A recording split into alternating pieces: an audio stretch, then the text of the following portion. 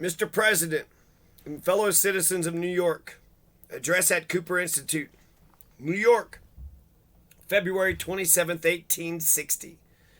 February 27th, 1860.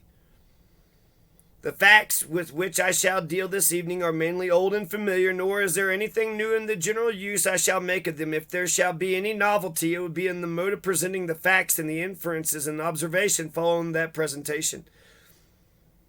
In his speech last autumn at Columbus, Ohio, as reported in the New York Times, Senator Douglas said, "Our fathers, when they framed the government under which we live, understood this question just as well and even better than we do now."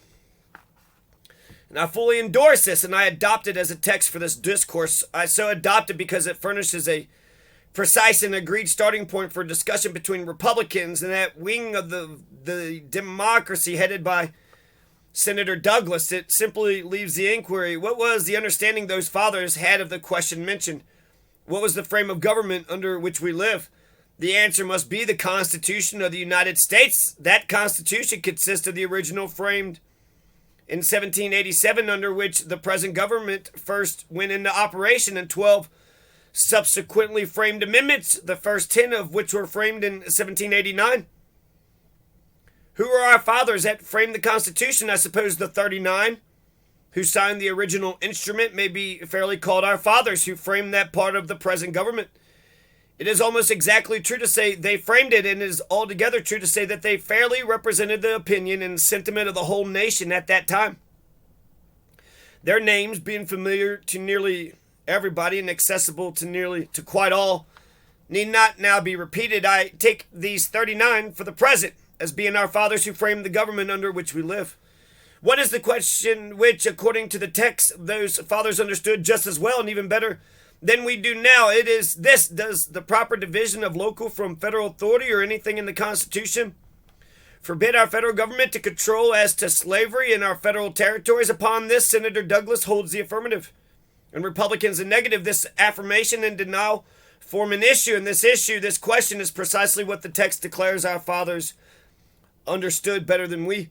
Let us now inquire whether the 39 or any of them ever acted upon this question, or if they did, how they acted upon it, how they expressed that better understanding. In 1784, 3 years before the Constitution, the United States, then owning the Northwestern Territory and no other, the Congress of the Confederation, had before them the question of prohibiting slavery in that territory. And four of the 39 who afterward framed the Constitution, who were in that Congress and voted on that question, of these, Roger Sherman, Thomas Mifflin, and Hugh Williamson voted for the prohibition, thus showing that, in their understanding, no line dividing local from federal authority nor anything else properly forbade the federal government to control as to slavery in federal territory. The other of the four, James McHenry, voted against the prohibition, showing that for some cause he thought it improper to vote for it. In 1787, still before the Constitution, but while the convention was in session framing it, and while the Northwestern Territory still was the only territory owned by the United States, the same question of prohibiting slavery in the territory again came before the Congress of the Confederation, and two more of the 39 who afterwards signed the Constitution, who were in that Congress and voted on the question. They were William Blount, B-L-O-U-N-T, and William Few. William Blount and William Few, Roger Sherman, Thomas Mifflin, Hugh Williamson, James McHenry. And they both voted for the prohibition, thus showing that, in their understanding, no line dividing local from federal authority nor anything else properly forbids the federal government as to control as to slavery in federal territory. So he's saying that slavery is illegal in federal territory. They're talking about the expansion of slavery in the new states. You only got, 20 or 30 states back then. And that goes to the heart of the matter. Well, should we expand slavery? We shouldn't expand it. We shouldn't keep on going with it. Wait, are you saying that we should destroy it? No, I'm not saying that. You're saying we should destroy it. Well, I secede. Well, you're not going to be a part of the Union. Nope, the slavery thing. But that means you're a wicked piece of shit, you Confederate motherfuckers. This time the prohibition became a law, being part of what is now well known as the Ordinance of '87. The question of federal control of slavery in the territory seems not to have been directly before the convention which framed the original Constitution, and hence it is not recorded that the 39 or any of them, while engaged on that instrument, expressed any opinion on the precise question. In 1789, by the first Congress, which sat under the Constitution, an act was passed to enforce the Ordinance of 87, including the prohibition of slavery in the Northwestern Territory. The bill for this act was reported by one of the 39. Thomas Fitzsimmons, then a member of the House of Representatives from Pennsylvania, went through all its stages without a word of opposition and finally passed both branches without yeas and nays, which is equivalent to a unanimous passage. In this Congress, there were 16 of the 39 fathers who framed the original Constitution. They were John Langdon and Nicholas Gilman, William S. Johnson, Roger Sherman, Robert Morris, Thomas Fitzsimmons, William Few, Abraham Baldwin, Rufus King, William Patterson, George Clymer, Richard Bassett, George Reed, Pierce Butler, Daniel Carroll, and James Madison. This shows that, in their understanding, no line dividing local from federal authority nor anything in the Constitution properly forbade Congress to prohibit slavery in the federal territory. Else, both their fidelity to correct principle, and their oath to support the Constitution would have constrained them to oppose the prohibition. Again, George Washington, another mutter from another brother. Another of the 39 was then president of the U.S. of A., the United States, and as such approved and signed the bill, thus completing its validity as a law, and thus showing that, in his understanding, no line dividing local from federal authority nor anything in the Constitution forbade the federal government to control as to slavery in federal territory. While after the adoption of the original Constitution, North Carolina ceded to the federal government the country now constituting the state of Tennessee, and a few years later, Georgia ceded that which now constitutes the states of Mississippi and Alabama. In both deeds of cession, it was made a condition by the ceding states that the federal government should not prohibit slavery in the ceded country. Besides this, slavery was then actually in the ceded country. Under these circumstances, Congress, on taking charge of these countries, did not absolutely prohibit slavery within them, but they did interfere with it, take control of it. Even there, to a certain extent, in 1798, Congress organized the territory of Mississippi. In the act of organization, they prohibited the bringing of slaves into the territory from any place without the United States by fine and giving freedom to slaves. So brought this act past both branches of Congress without yeas and nays. In that Congress were 3 of the 39 who framed the original Constitution. They were John Langdon, George Reed, and Abraham Baldwin. They all probably voted for it. Certainly they would have placed their opposition to it upon record if, in their understanding, any line dividing local from federal authority or anything in the Constitution properly forbade the federal government to control as to slavery in federal territory. In 1803, the federal government purchased the Louisiana country. Our former territorial acquisitions came from certain of our own states, but this Louisiana country was acquired from a foreign nation. In 1804, Congress gave a territorial organization to that part of it which now constitutes the state of Louisiana. New Orleans, lying within that part, was an old and comparatively large city. There were other considerable towns and settlements, and slavery was extensively and thoroughly intermingled with the people. Congress did not, in the Territorial Act, prohibit slavery, but they did interfere with it, take control of it in a more marked and extensive way than they did in the case of Mississippi. The substance of the provision therein made in relation to slaves was, first, that no slaves should be imported into the territory from foreign parts. Second, that no slave should be carried into it who had been imported into the United States since the first day of May, 1798. Third, that no slave should be carried into it except by the owner, and for his own use as a settler, the penalty in all the cases being a fine upon the violator of the law and freedom to the slave. This act also was passed without yeas and nays in the Congress which passed it. There were 2 of the 39. They were Abraham Baldwin and Jonathan Dayton. As stated in the case of Mississippi, it is probable they both voted for it. They would not have allowed it to pass without recording their opposition to it if, in their understanding, it violated either the line properly dividing local from federal authority or any provision of the Constitution. In 1819 to 1820 came and passed the Missouri question. Many votes were taken by yeas and nays in both branches of Congress upon the various phases of the general question. 2 of the 39, Rufus King, Charles Pinckney, were members of that Congress. Mr. King steadily voted for slavery prohibition and against all compromises, while Mr. Pinckney as steadily voted against slavery prohibition against all compromises. By this, Mr. King showed that in his understanding, no line dividing local from federal authority nor anything in the Constitution was violated by Congress prohibiting slavery in federal territory. While Mr. Pinckney, by his votes, showed that in his understanding there was some sufficient reason for opposing such prohibition. In that case, the cases I have mentioned are only the acts of the 39 or of any of them upon the direct issue, which I have been able to discover. To enumerate the persons who thus acted as being 4 in 1784, 2, 1787, 17, 1789, 3, 1798, 2, 1804, and 2, in 1819 to 20, there would be 30 of them. But this would be counting John Langdon, Roger Sherman, William Few, Rufus King, and George Reed, each twice, and Abraham Baldwin 3 times. The true number of those 39 whom I have shown to have acted upon the question, which by the text they understood better than we, is 23, leaving 16 not shown to have acted upon it in any way. So we got 23 left. Here then we have 23 out of our 39 fathers who framed the government under which we live, who have upon their official responsibility and their corporal oaths acted upon the very question which the text affirms they understood just as well and even better than we do now. And 21 of them, a clear majority of the whole 39, so acted upon it as to make them guilty of gross political impropriety and willful perjury, if in their understanding any proper division between local and federal authority or anything in the Constitution they had made themselves and sworn to support forbade the federal government to control as to slavery in the federal territories. Thus, the 21 acted, and as actions speak louder than words, so actions under such responsibility speak still louder.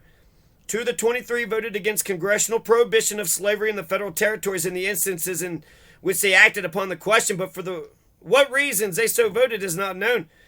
They may have done so because they thought a proper division of local from federal authority or some provision or principle of the Constitution stood in the way. Or they may, without any such question, have voted against the prohibition on what appeared to them to be sufficient grounds of expediency. No one who has sworn to support the Constitution can conscientiously vote for what he understands to be an unconstitutional measure, however expedient he may think it. But one may not to vote against a measure which he deems constitutional, if at the same time he deems it inexpedient. It therefore would be unsafe to set down even the 2 who voted against the prohibition as having done so because in their understanding any proper division of local from federal authority or anything in the Constitution forbade the federal government to control as to slavery in federal territory. The remaining 16 of the 39, so far as I have discovered, have left no record of their understanding upon the direct question of federal control of slavery in the federal territories. But there is much reason to believe that their understanding upon that question would not have appeared different than their 23 compeers had it been manifested at all. For the purpose of adhering rigidly to the text, I have purposely omitted whatever understanding may have been manifested by any person, however distinguished, other than the 39 fathers who framed the original Constitution. And for the same reason, I have also omitted whatever understanding may have been manifested by any of the 39, even on any other phase of the general question of slavery, if we should look into their acts and declarations on those other phases.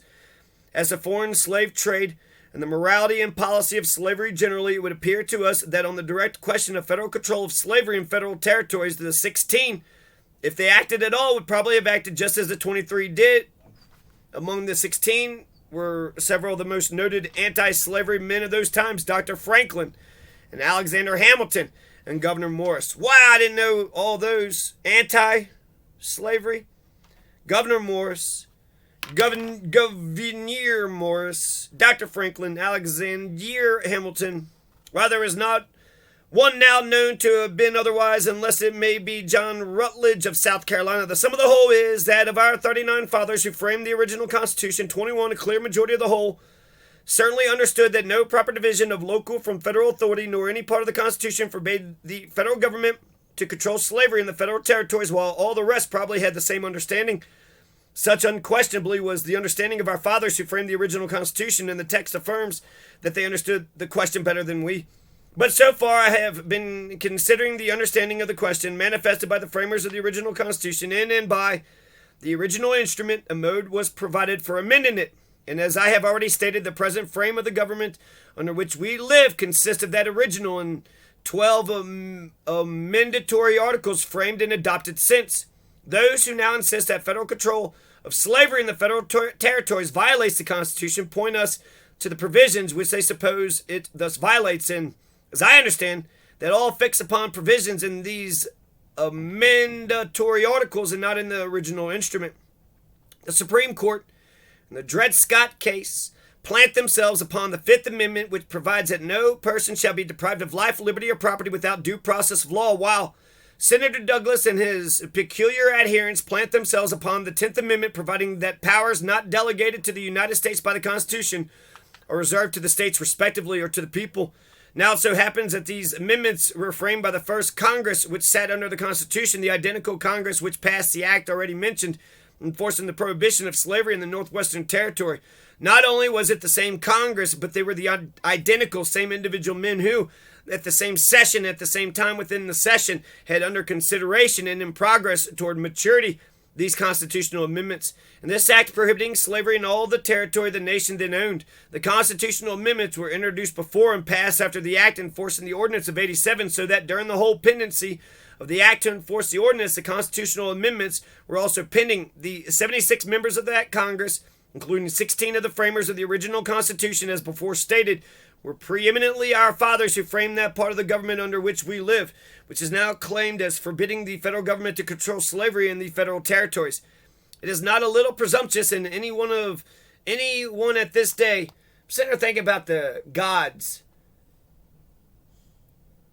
You have that old man in a beard, right? Yahweh, the Jewish God, the traditional Christian God, the invisible man in the clouds. But somehow that Banye, Jehovah bastard, he beat all the other. He beat Zeus, he beat Hercules, he beat them all. The fucking dumb Trinity thing. Well, he's a god and a man and a holy. He's everything and nothing at all, and it's all figment of your own damned imagination. Anyways, right? Aesop, I think, is Confucius and Buddha. Pythagoras, they are more worthy of worship than some cartoon character, some Disney cartoon character.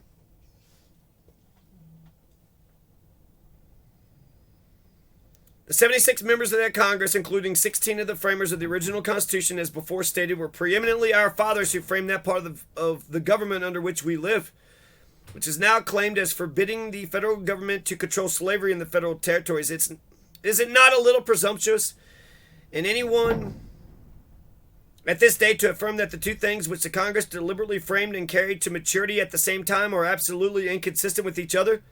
And does not such affirmation become impudently absurd when coupled with the other affirmation from the same mouth that those who did the two things alleged to be inconsistent understood whether they really were inconsistent better than we?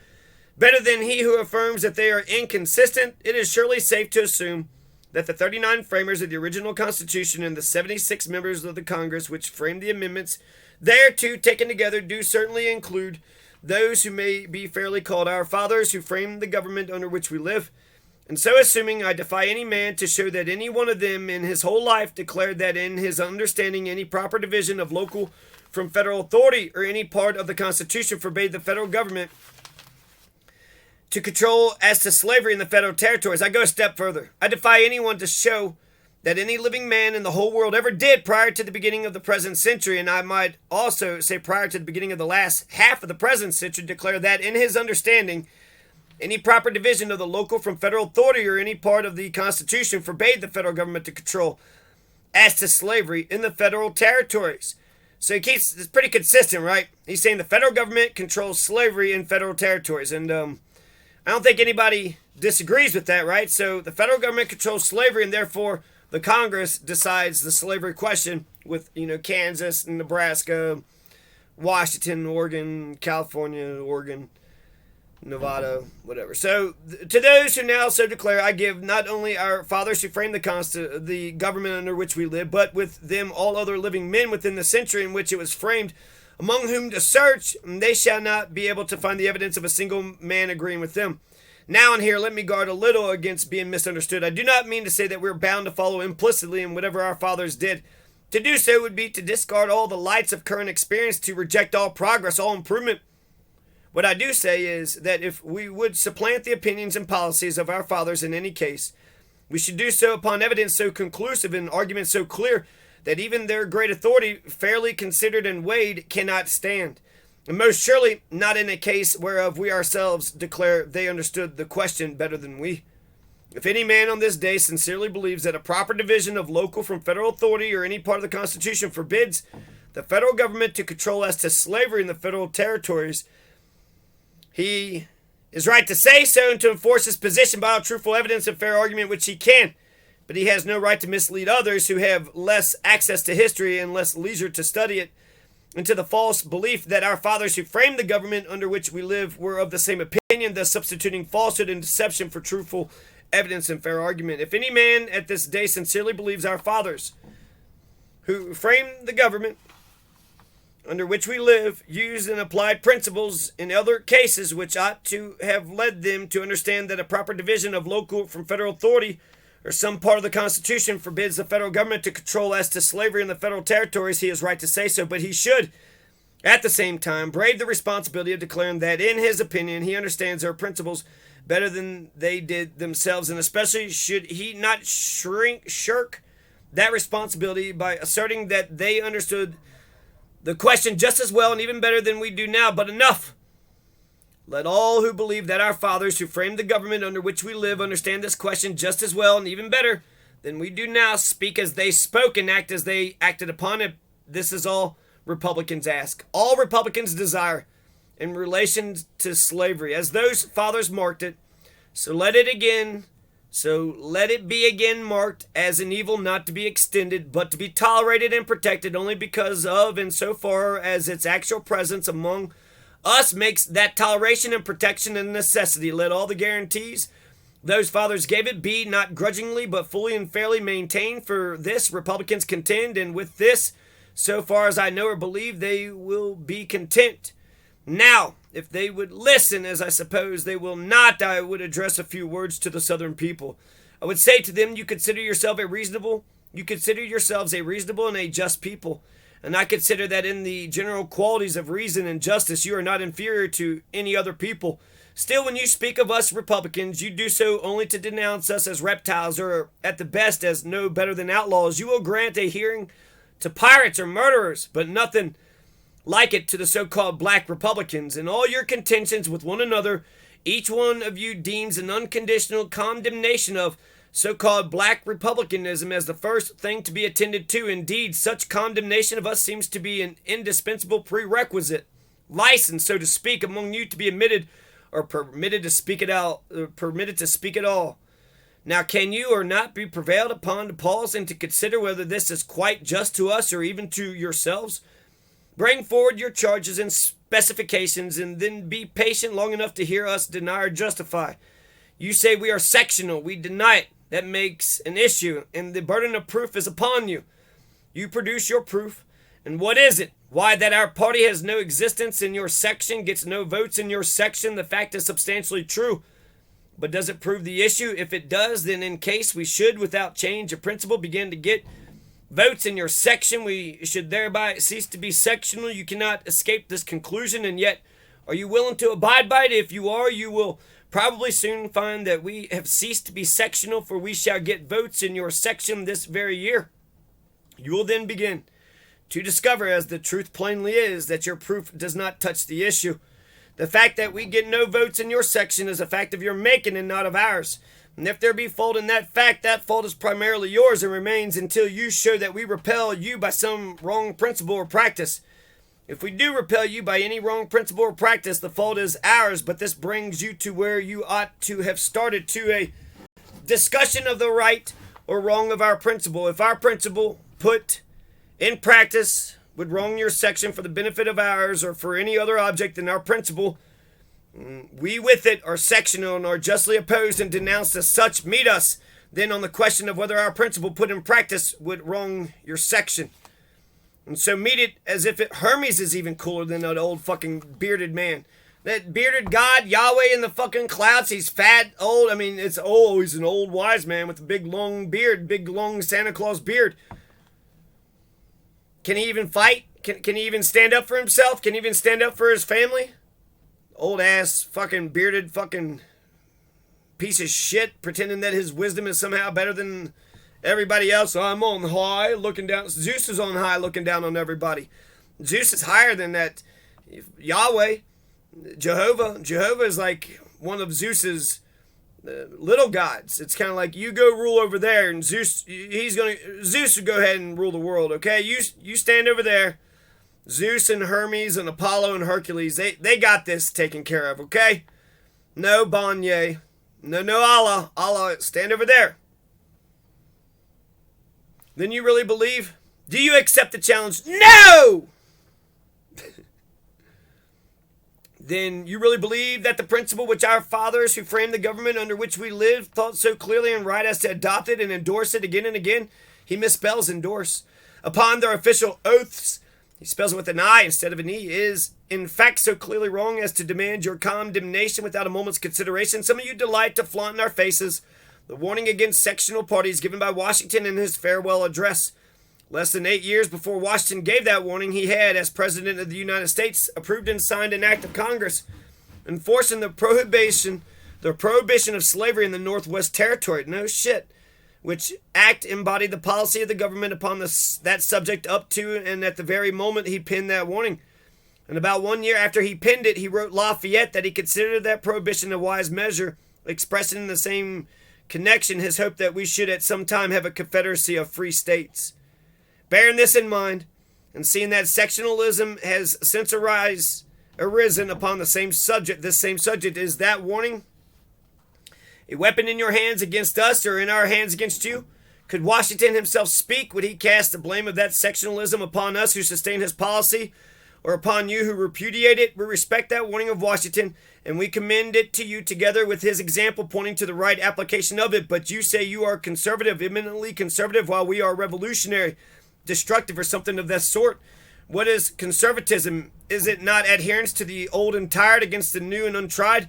We contend for the identical old policy on the point in controversy which was adopted by our fathers who framed the government under which we live, while you with one accord reject and scout and spit upon that old policy and insist upon substituting something new.